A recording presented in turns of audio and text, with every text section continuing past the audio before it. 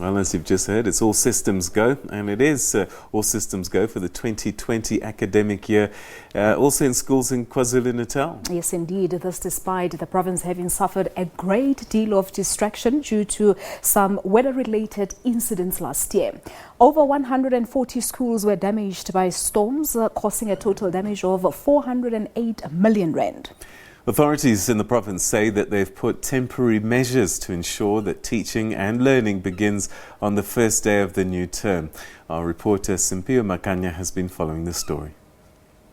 The Department of Education in KwaZulu-Natal says it's all systems go ahead of the 2020 academic year. You'd recall world this time around increasing its matric pass rate by over 5%. With me is the MEC for Education in KwaZulu-Natal, MEC Kwazimshengo. MEC, thank you very much for your time. The state of readiness as we speak.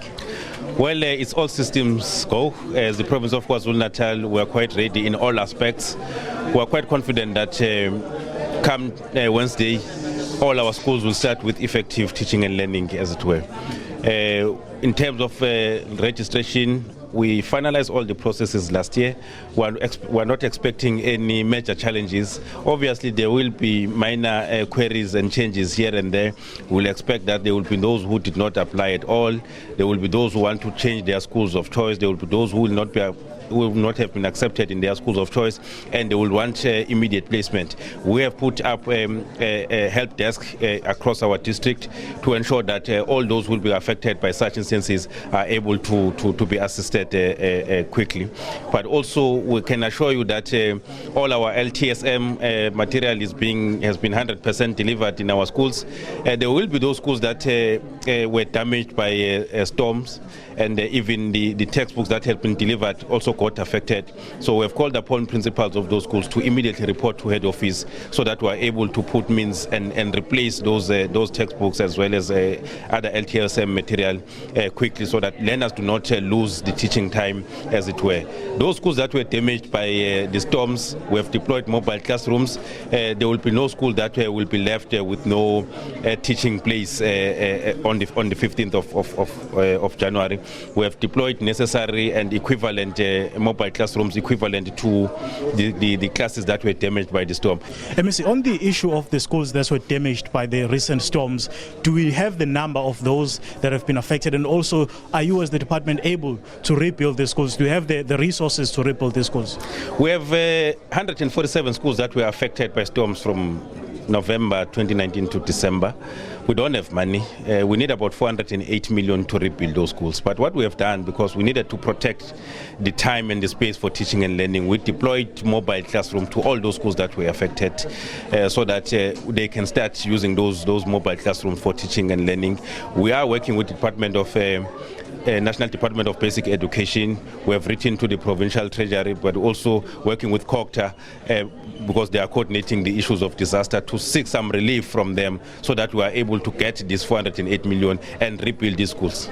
On the issue of the matric pass rate, MEC, you did fairly well this time around, just over 5%. You are the biggest in the country in terms of the number of learners that you have. How do you rebuild from this success and ensure that you don't actually regress?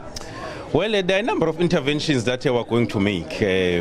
Obviously, building on what we had introduced last time. We had a very tight academic improvement plan, which we monitored closely.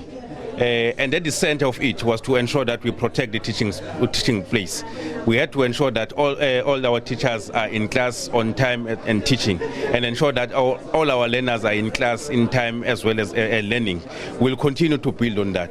We'll continue to ensure that we monitor the curriculum coverage very effectively, so that at least by August, September this year, we are done with the curriculum and we have extra space and days to do revisions. We'll continue with the issue of matric boot camps, as well as extra classes during weekends, so that we leverage on extra hours for tuition.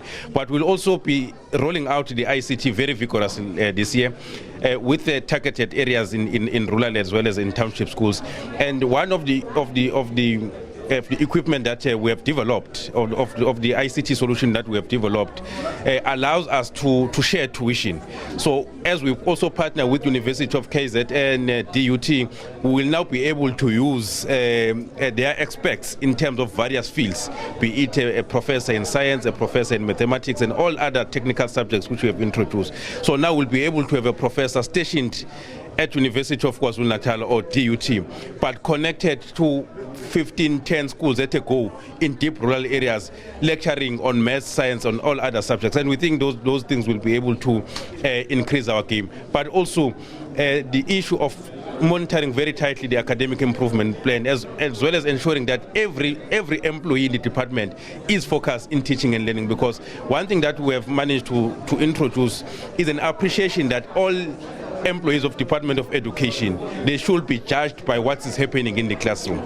So whether you are a level 8 employee or an HOD or even an MEC, all that we need to be judged on is what happens in the classroom. So whatever happens should be the measure in which we pass as employees of the department. Right. MEC, thank you very much for your time. There was the MEC for Education in KwaZulu-Natal, MEC Kwazimshengo, saying it's all systems go ahead of the 2020 academic year in KwaZulu-Natal. The province is expected plus minus 2.8 million learners to officially start when the schools reopen on Wednesday.